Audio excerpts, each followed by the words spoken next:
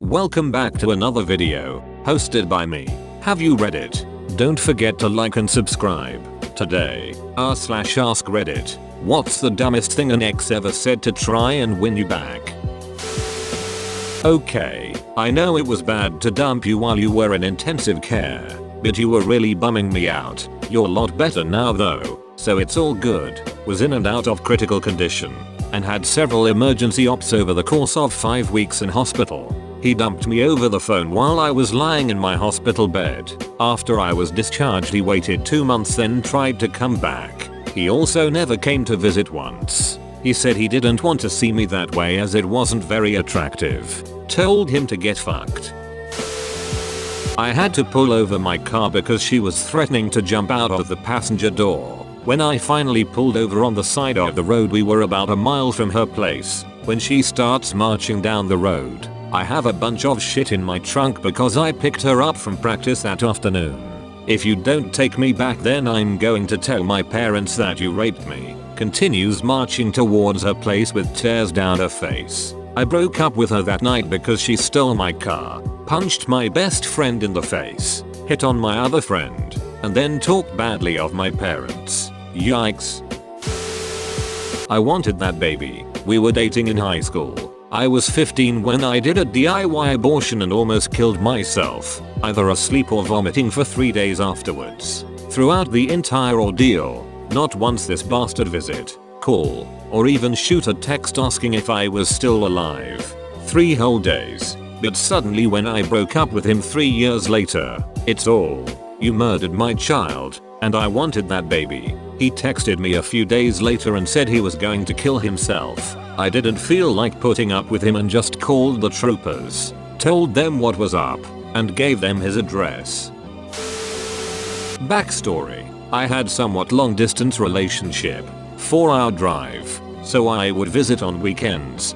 Her ex was caught for possession and was somehow given work release from jail. It was weird, NC, but he only went to serve time on weekends. I didn't find out right away, but he moved back in with her. When I finally caught her, she said, he stays here during the week and he has his own room. No bed in that said room. I tell her I'm leaving her. You can't. You need me, and you're nothing without me. If you leave, I'll tell your chain of command you hit me. In the military they take that very seriously, and you're guilty until proven innocent. I never laid a hand on her but was afraid of all the trouble I'd have to deal with until everything would get dropped. So I stayed for a few more months. Worst time of my life. I thought that no matter what happened, you'd never leave. Well, perhaps you should have thought a little about that before your alcoholism caused you to lose 3 jobs in a year.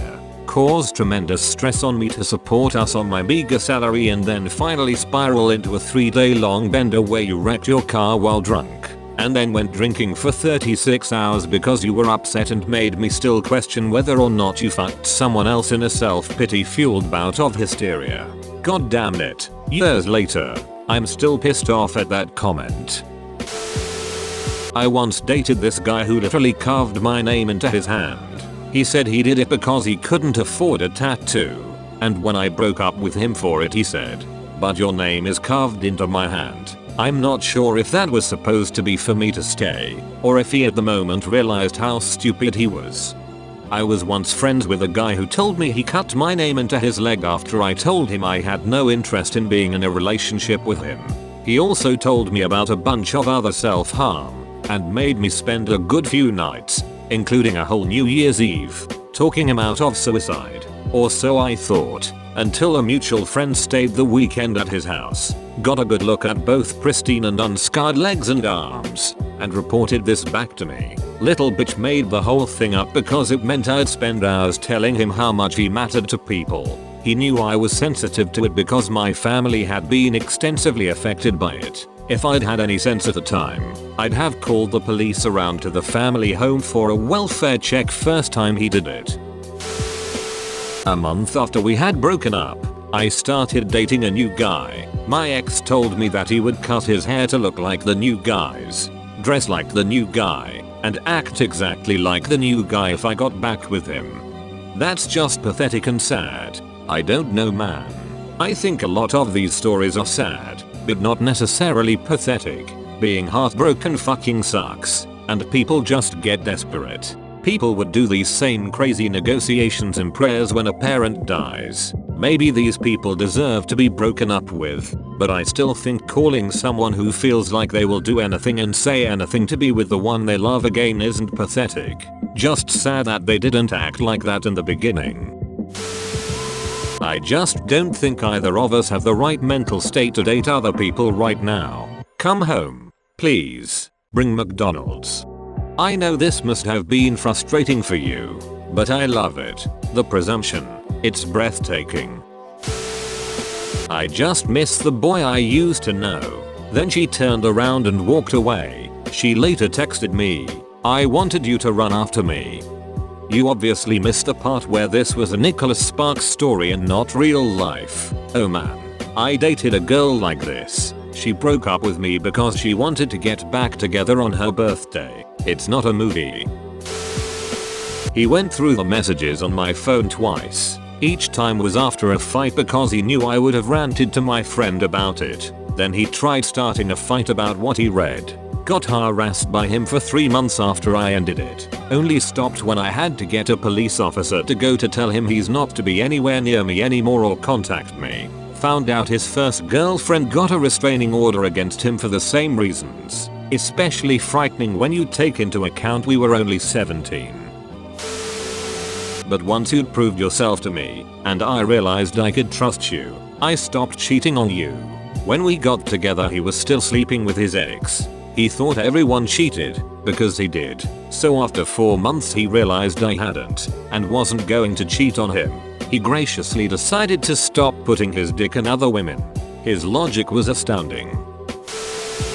My abusive ex-husband sent me a long, impersonal email 3 years after I left him. My favorite part was, "We should get back together. I don't want to be with you, but by some miracle of God, I might grow to tolerate or even enjoy your company." He was serious. I laughed for about 2 minutes and then sent screenshots to my boyfriend.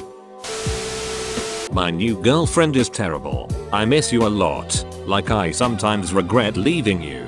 You are so much better than her. Just so you know, I'm going to dump her soon.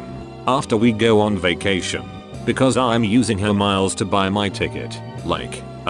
There are so many things wrong with that. And the vacation was 2 months away. I told him he had made decisions. So I didn't feel bad for the fact he missed me and never spoke to him again. My ex-husband did this to me. I didn't realize how much I was going to miss you. You understand me better. I call her your name all the time. We were so good together. 1 month before the divorce was final. After he left me to move in with his pregnant girlfriend, I just started laughing at him. I couldn't stop. He got mad and left. Again. He broke up with me by sort of ghosting me after 2 years together. He wouldn't show up when we had plans, then text me later and apologize and say sweet things, but go on to ignore my calls for a week. He set his status to single on Facebook, so I figured it was done and deleted him. Almost a year later he sent me a text saying he was sorry, that he was willing to talk and answer any questions I had, and that he regretted what he did, because I was the second best girlfriend he'd ever had. I shit you not. I told him I didn't need his answers and didn't want to be his friend. He never bothered me after that. Had girlfriend in high school for almost 2 years. She broke up with me to be with another guy. She tried to place a restraining order on me for no reason. The dean of students told me to just keep clear of her. She then tricked me into meeting her to barrage me with questions as to why I was avoiding her. Bitch, you tried to get a restraining order placed on me. Finally broke up with him after 3 years. His big gesture to get me back, an email about how he couldn't live without me, ended as follows. I get now that you're not a whore. That's why I treated you the way I did. I thought you were a whore. But now I see you're not. Bro, be still my beating heart. And people say romance is dead. You'll never be with anyone like me. Well, yeah, that's what I'm sure hoping. Edit. Wow. Thank you so much for the gold. To everyone for contributing. I came into work this morning feeling sick and gross, and this cheered me up immensely. After telling me she didn't love me, leaving the kids with a friend whilst I was at work so she could go get drunk with her male friend, getting drunk whilst throwing my son a birthday party, and texting her male friend whilst locking herself in her bedroom and letting the other parents run the party for her. I was at work. The final straw came when she told me I wasn't invited to a party her brother was throwing, so I had to stay home to watch the kids. She had left herself logged onto social media so her sexual messages to her male friend were pinging up every minute or so until he told her the taxi was outside. I changed the locks that night and packed her clothes and put them outside her mom's house. When she came home she was screaming and throwing bricks at the house. So I told her if she didn't leave, I'd call the police. Drumroll please. But you can't just turn off 10 years of marriage. You must still love me. He tried to stop me from leaving by asking what day it was. I was surprised to hear that because it was exactly a year since we got together. I didn't do it on purpose. It just happened so. I answered, why? It's the 5th of December. And he said, please stay with me until the new year. To be in that mess another 3 weeks. No thank you. The same ex tried to get me back after that by saying that I'm ugly and won't get another man even if I try to pay him. When I asked how he had tolerated me for so long he then answered, I could have tolerated you for the rest of my life. Romantic.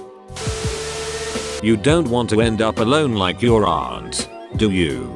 For the record, my aunt is 55, owns her own home and he just retired. She travels internationally at least twice a year, and lives quite happily and comfortably. He was referring to the fact that she does not have children and likes to cut her hair quite short, as do I. This is also the man whom after 6 years together informed me he did not want children. While I had always been explicit in my desire for kids one day, if I turn out like my aunt, I think I'll be more than fine. Although according to the above mentioned fount of knowledge, short hair in women indicates insecurity and mental illness, yet to see either but I'll keep you informed. We don't have to be boyfriend and girlfriend, but I don't want you having sex with other people. Is this the part where I say RIP inbox? Can you remind me why we broke up? I crashed my motorcycle and I was in a coma for a week. I have memory loss and can't remember much from the past year. I don't remember breaking up. Things seemed so good. Why did they end? Unbeknownst to him, I was close with one of his friends at the time. None of that ever happened. It was all a complete lie to get me to take pity on him and talk to him. I'm still not sure how he planned on making that one work.